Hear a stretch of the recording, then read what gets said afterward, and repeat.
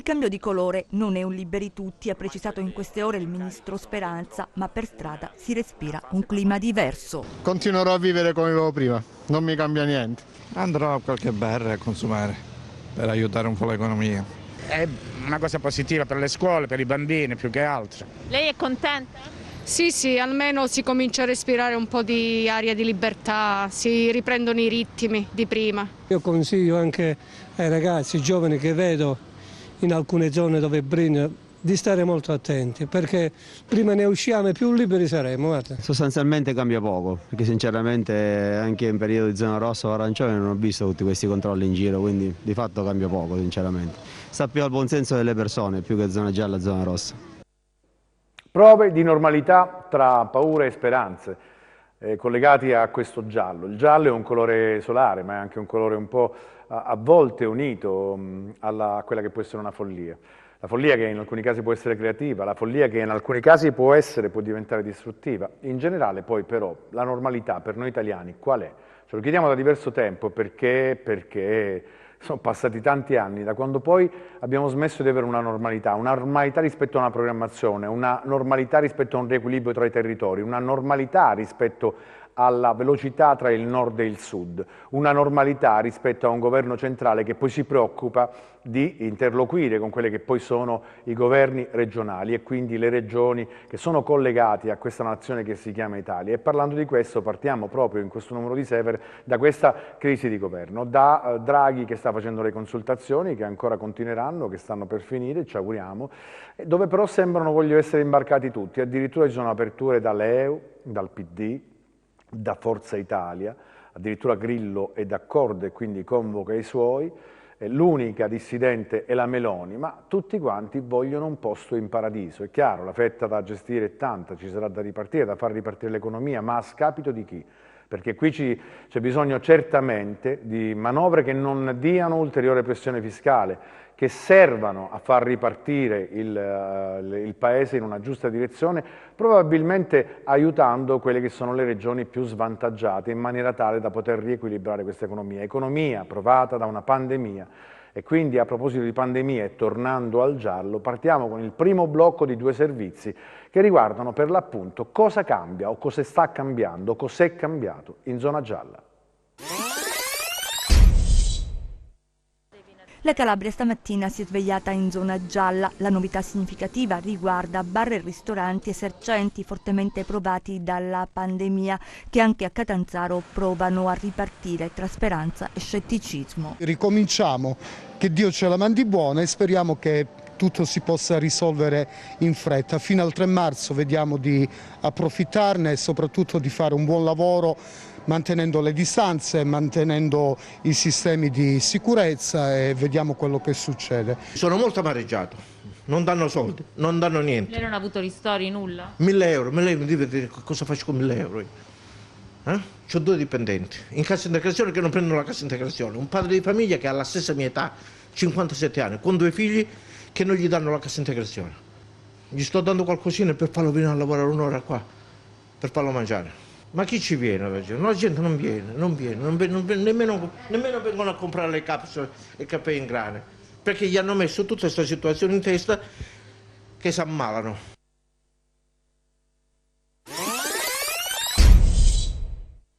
A 4 giorni dalla zona gialla siamo andati a incontrare alcuni ristoratori calabresi. Siamo contenti che abbiamo riaperto finalmente, perché non ne potevamo più. Diciamo che stiamo tamponando perché non riusciamo a coprire tutte le spese. La sera almeno il mio ristorante, o per me, era sempre pieno. Oggi riusciamo a coprire metà delle spese. Il pranzo diciamo che qualche coperto si è fatto, ma abbastanza poco. Quanti coperti avete contato in una settimana? Pochissimi, una decina. Quello che è arrivato non ricopre le materie prime, il necessario, giusto una piccola parte. Un solo turno non riesce comunque a soddisfare i bisogni di un'azienda che vive di ristorazione pura. Gradatamente, molto gradatamente, però stiamo ripartendo. La paura c'è sempre, ovviamente, chi potrebbe dire il contrario. La gente ha ancora paura, non si fida, la capiamo da un lato, dall'altro diciamo di farsi forza e di rimboccarsi le maniche e venire, perché abbiamo bisogno anche noi di aiuto. Il passaggio alla zona gialla per molte attività significa ripartire, ma non basta. I ristori sono stati tardivi e assolutamente insufficienti, poco più che delle mance. Avremmo bisogno per le nostre aziende probabilmente di indennizi importanti che mettano nelle condizioni da un lato all'azienda di poter rimanere sul mercato, al tempo stesso di mantenere l'indotto che viene creato poi dal sistema occupazionale. Abbiamo chiesto che ci sia un cambio di marcia anche a livello fiscale. Noi pensiamo che ci deve essere un anno bianco fiscale per le imprese.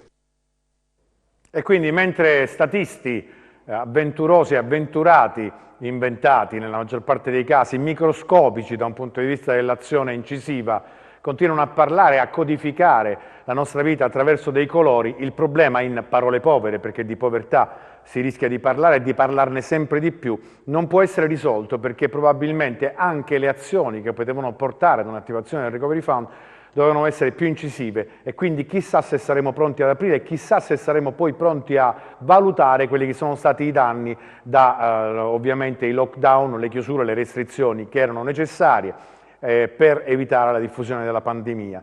Ma tutto questo probabilmente tra un po' di tempo, speriamo il prima possibile, ci verrà chiarito da quelli che poi saranno i primi movimenti di quello che sarà il governo nascente. Ma parlando di ovviamente di decisioni da un punto di vista del governo centrale, poi sposati con ordinanze diverse anche dalla Regione Calabria, dal 1° febbraio vi ricordiamo che c'è stato il rientro in classe per quello che riguarda le scuole superiori. Sentiamo com'è andata. Tornano in classe anche se al 50% gli studenti delle scuole superiori. Dalle 8 di questa mattina le campanelle hanno dato il via agli ingressi in aula in Calabria come nel resto d'Italia. Un rientro che però non convince e lascia l'amaro in bocca, oltre che le aule quasi tutte vuote. Stamattina del 50% previsto per il rientro in presenza, il restante 50% rimanere in DAD, si è rivelata purtroppo carente, nel senso che sono poche le classi che stanno rispettando il 50% in presenza. Su 47 classi saranno una decina, diciamo, che sono in presenza al 50%, il restante c'erano 1, 2, 3, 4 studenti per classe. Ad essere disorientati dopo l'ultima ordinanza regionale sono i dirigenti scolastici. Venerdì sera abbiamo finito tardi per deliberare l'organizzazione sulla base del DPCM, venerdì sera, 29 gennaio. Il 30 gennaio le cose cambiano. Abbiamo deliberato di nuovo ieri. Io mi faccio una domanda, vorrei gentilmente che chi parla di scuola a tutti i livelli coinvolgesse chi la scuola la conosce e la vive, chi conosce gli equilibri che regolano la scuola, perché altrimenti io mi sento un Don Chisciotte contro i mulini al vento. E perché? Io sto lottando per cosa?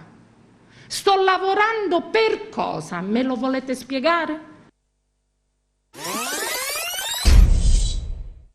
Abbiamo dato seguito a una indicazione del Presidente e dovevamo entrare al 50%, quindi per quello che riguarda il liceo Telesio circa 550 persone.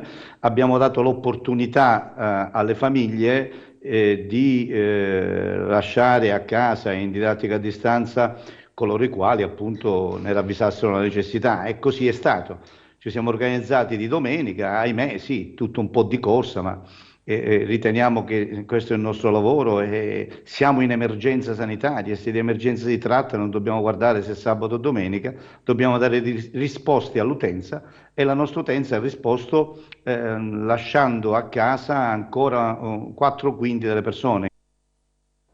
Intempestività delle decisioni, perché è chiaro che governare non è facile, ci sono degli obblighi, ci sono delle responsabilità, ma chi governa deve pur assumersi delle responsabilità e quindi non si può lasciare alla decisione di fate come vi pare, insomma, un po' così, perché il metodo non può funzionare. Il problema semmai, e lo scopriremo dal prossimo servizio, è che le famiglie circa il rientro a scuola per le scuole superiori sono spaventati da quello che è l'anello debole anche della catena, perché finché dentro le scuole si possono rispettare le distanze e soprattutto le misure di prevenzione, il problema è arrivare e giungere nelle scuole, perché è carente il sistema di trasporto pubblico e è di questo che parlano preoccupati le famiglie. A quanto pare, più dell'aula, fa paura il bus. Le adesioni di massa alla DAD, prevista e consentita dall'ordinanza regionale numero 4, che rende facoltativa la presenza per i ragazzi delle superiori, si spiegano forse con il timore delle famiglie di far viaggiare i propri figli sui mezzi pubblici e sulle carenze del servizio di trasporto. Non sono bastate le misure adottate dalle aziende di trasporto. L'Amaco a Cosenza ha raddoppiato le corse nelle fasce di orario interessate dall'entrata e dall'uscita da scuola. Altre aziende hanno aggiunto corse con partenze differenziate, ma considerato che gran parte degli istituti non ha adottato questo sistema, l'iniziativa non ha sortito gli effetti sperati. In alcune aree della Calabria, poi, dove sono stati adottati i doppi turni, non sono previsti servizi di autobus in orari pomeridiani. Difficile, in presenza di una frequenza più massiccia, come segnalato da alcuni studenti, il rispetto del limite di carico massimo per ogni mezzo, che è pari al 50% della capienza normalmente ammessa. Nelle classi ieri pochissimi alunni, percentuali bassissime, salvo qualche eccezione, nonostante qualche istituto abbia preteso una motivazione per aderire a ciò che l'ordinanza regionale ha reso possibile senza se e senza ma. E quindi capite bene che al netto di tutto quello che può essere una valutazione distante rispetto ai problemi che provano le famiglie con studenti ovviamente, c'è il problema che è stato riorganizzato il trasporto pubblico, c'è la possibilità di stare con le distanze di sicurezza, quindi sappiamo bene che ciò non è accaduto e va restituito ovviamente perché noi facciamo informazione e questo abbiamo il dovere di fare. Ma a proposito di chi ha deciso di tornare in classe, quali sono le versioni da parte degli studenti che sono rientrati? Sentiamo. Ha il sapore di un nuovo inizio, il primo giorno di scuola, il ritorno in classe per i ragazzi delle superiori. È bello ritornare in classe perché comunque c'è sempre quel rapporto professori-alunni che si può rafforzare a mano nei tempi. I ragazzi indossano la mascherina e riflettono sulla didattica a distanza. Non mi piaceva molto, anche a livello di didattica e spiegazione dei professori. Abbiamo fatto poco di scuola e ci hanno subito chiuso in didattica a distanza, quindi per noi di primo, che è stato un anno per iniziare a socializzare, è stato un po' difficile, però tutto sommato ce la siamo cavata. Preferisco piuttosto prendermi quella piccola libertà di avere un po' di socialità in questo periodo, avere la scuola, che è un luogo più sicuro rispetto ad altri, piuttosto che altrove. Tenere le mascherine per 5 ore al giorno di fila non è il massimo, ma è come dobbiamo fare. Ho scelto io di ritornare perché comunque la didattica a distanza impone proprio una certa distanza con la scuola stessa, quindi ho preferito ritornare proprio per sentirmi di nuovo a casa. Chi ha scelto la didattica a distanza questa mattina è stato penalizzato da una linea ballerina. Quale difficoltà state riscontrando con la DAD? Alcuni yoga a seguire è difficile, non va bene la connessione. Per la connessione, anche per il fatto che non riusciamo a vedere la prova, poi a volte sentiamo il tasso della classe, quindi non è molto. Intanto in redazione sono arrivate diverse email da docenti e genitori che lamentavano tutti il medesimo problema. La scuola in Calabria non è pronta per la DID. La didattica integrata a distanza, perché questo poi è il sistema misto. È ovvio che ci sono lentezze dal punto di vista della trasmissione dei dati, una non buona copertura di un segnale che possa garantire a tutti quanti di seguire, anche perché, parliamoci chiaro, è già di fatto sta che una lezione mista con alunni in presenza e alunni a distanza non è proprio la cosa più intelligente o comunque pratica, comoda, agevole del mondo. Questo è quanto, ma ci sembra che gli immaturi, cioè coloro i quali non hanno ancora preso la maturità, dimostrano molta più maturità nelle dichiarazioni di tanti adulti che invece, al netto di fare i cosplayer, non riescono ad assumersi le responsabilità e delle decisioni precise. Ma cambiamo tema perché, o meglio, restiamo nel tema perché il grande problema è il Covid e capiamo a che punto siamo in Calabria con la vaccinazione del Covid, perché c'è una buona notizia che arriva, cioè i medici di base parteciperanno quindi alla campagna di vaccinazione, soprattutto per quello che riguarda in questa fase specifica gli ultraottantenni. La campagna vaccinale in Calabria necessita di una robusta accelerazione per non rimanere indietro rispetto alle altre regioni del paese ed è per questo che la regione cerca di chiudere l'accordo con i medici di base che dovrebbero somministrare il vaccino agli ultraottantenni. La convenzione verrà stabilita sulla base delle cifre già decise in ambito nazionale e prevede il riconoscimento ai professionisti di 10 euro per ogni vaccino inoculato presso il proprio ambulatorio e 20 se somministrato a domicilio. Gli ottuagenari in Calabria sono all'incirca 130.000, mentre i medici di famiglia sono 1.650 ed è stato calcolato che ogni sanitario dovrebbe somministrare il vaccino in media a 78 pazienti. Insomma, si cercano soluzioni per vaccinare entro dicembre 2021 l'intera popolazione calabrese, che esclusi gli under 16 è di 1.600.000 abitanti. Nel computo complessivo sono inclusi anche gli under 55, ai quali però verrà somministrato il vaccino dell'AstraZeneca. I primi ad usufruirne saranno gli insegnanti e gli appartenenti alle forze dell'ordine. Per quanto riguarda invece i luoghi dove verrà somministrato il vaccino, figura per l'area del Cosentino anche l'ospedale militare da campo. Sono arrivate ieri, intanto, distribuite dai militari del reggimento aviazione Sirio di stanza da Mezzia Terme, le prime 2100 fiale del vaccino Moderna, che si aggiungono a quelle di Pfizer-BioNTech in gran parte già utilizzate nella prima fase di immunizzazione. Le dosi, giunte con un corriere espresso, sono state distribuite in quote uguali agli ospedali di Castrovillari, la Mezzia Terme e Merito Portosalvo. Altre ne seguiranno nei prossimi giorni, da distribuire in altri presidi ospedalieri della regione. L'AIFA ha chiarito che le due tipologie di vaccino a RNA messaggero saranno prevalentemente utilizzate nelle fasce della popolazione ad alto rischio di sviluppare la malattia in forma grave, mentre le dosi di AstraZeneca potranno essere inoculate di sicuro ai soggetti under 55 anni, ma non solo, visto che l'Agenzia del Farmaco ha spiegato che le incertezze sull'utilizzo in età avanzata derivano esclusivamente dalla scarsa rappresentanza degli over 55 durante la sperimentazione. Per quanto riguarda la campagna vaccinale, è operativa la piattaforma informatica per la tracciatura e la somministrazione dei vaccini per il Covid-19 per le regioni collegate ai sistemi di poste italiane e quando terminerà la fase dedicata a operatori sanitari, ultraottantenni e categorie a rischio, darà la possibilità ai cittadini di effettuare prenotazioni online dal Postamat, tramite i portalettere o da call center.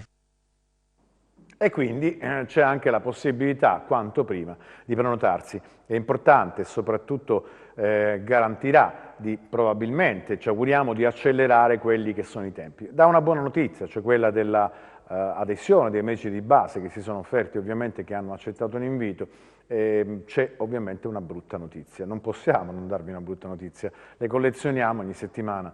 E questa volta tocca a Cosenza e a che cosa? Ad un'azienda provinciale sanitaria. Perché? Perché sappiamo che già che la sanità è carente in Calabria, perché sappiamo che ci sono problemi di tutti i tipi, c'è gente che urla, gli ospedali che funzionano a mezzo servizio, tantissime cose che ci mancano, tant'è vero che spesso si è parlato di immigrazione sanitaria.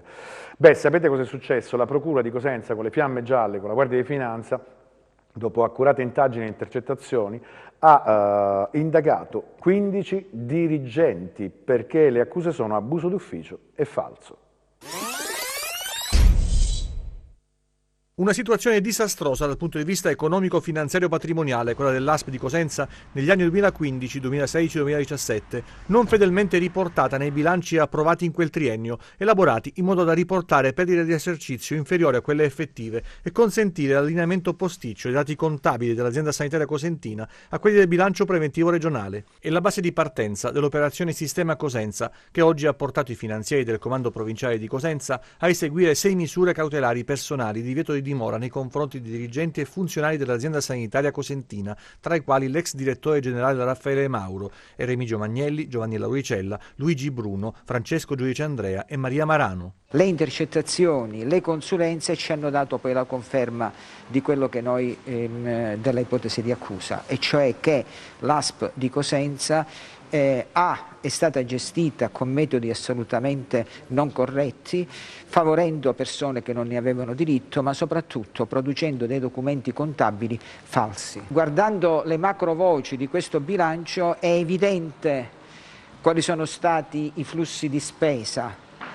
C'è da dire questo, che ricostruire il bilancio dell'ASP di Cosenza ormai è una impresa assolutamente improba, tant'è vero che non lo si è fatto per gli anni successivi, tanto è vero che chi doveva controllare non ha controllato assolutamente. Le attività investigative hanno evidenziato una serie di reati di falso documentale ideologico e di abusi di ufficio concernenti l'arbitraria attribuzione di incarichi di responsabilità all'interno dell'azienda sanitaria e l'adozione, in violazione delle normative, di procedure di nomina di dirigenti dell'unità operativa semplice protesica e del risk management. Le delibere di assunzione sarebbero state formulate sulla scorta di interpretazioni personalistiche dei criteri fissati dalla legge. C'è una logica di consenso elettorale politico, di gestione di questo consenso, che viene fatta proprio attraverso l'adozione di provvedimenti non corretti a favore di persone che non ne avevano diritto. Tra i destinatari di misure interdittive ci sono gli ex commissari della sanità Massimo Scure e Saverio Cotticelli e il dirigente regionale Antonio Belcastro.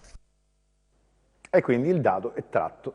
Poi tutte quante le domande, le riflessioni, no? Si parla del livello politico, si parla del controllore che non ha controllato, di chi controlla il controllore, è sempre la stessa identica storia. E a pagarne, a farne le spese, chi sono? Ovviamente i cittadini, gli ultimi, quelli che nella catena appaiono per ultimi, perché in apertura di servizio abbiamo parlato del più grave problema, la carenza delle strutture sanitarie da tutti i punti di vista, e poi la migrazione sanitaria, che produce un'ulteriore spesa verso altre regioni della nostra nazione, con la povertà, il continuo impoverimento della nostra regione. Ad esempio, no, come conseguenza, quale può essere una giustificazione a questa come dire, gestione allegra? Troppo gentili, ma sentiamo questo servizio che parla del pronto soccorso di Cosenza. Dovrebbero essere 24 i medici in organico al pronto soccorso di Cosenza, migliaia di accessi prima e durante il Covid, gestiti invece da 7 medici chirurghi che fronteggiano ogni emergenza. La lettera denuncia inviata all'azienda ospedaliera, procura, prefettura e amministrazione comunale è sottoscritta dai medici in servizio nell'unità operativa di medicina e chirurgia d'accettazione ed emergenza. Lo stato di assoluta precarietà che caratterizza il pronto soccorso, lamentato nella missiva, richiede un intervento urgente. La sproporzione tra medici e accessi non accenna a diminuire e costringe i medici a dilatare i turni e a rinunciare ai riposi. I medici affermano di non essere in grado di garantire livelli minimi ed elementari di assistenza sanitaria. A rischio dunque, oltre all'equilibrio psicofisico degli operatori sanitari, sarebbe anche l'incolumità dei pazienti se dovesse perdurare questo stato di cose. La carenza di personale, anche infermieristico, era stata evidenziata durante una protesta inscenata nel mese di novembre dell'anno scorso, proprio davanti alla sede dell'azienda ospedaliera di Cosenza. Evidentemente da allora non è stata ristabilita una giusta proporzione. Ecco il motivo di questa nuova denuncia, che chiama in causa l'amministrazione comunale per le competenze territoriali, la prefettura come garante dell'ordine pubblico e per i poteri in materia di protezione civile e vigilanza in periodo Covid, e la procura per gli aspetti legati alle implicazioni che la situazione di pericolo in cui si lavora potrebbe causare. I medici firmatari garantiscono il proprio impegno, ma chiedono tutela e una risposta effettiva per poter assicurare la continuità e la piena efficacia del servizio.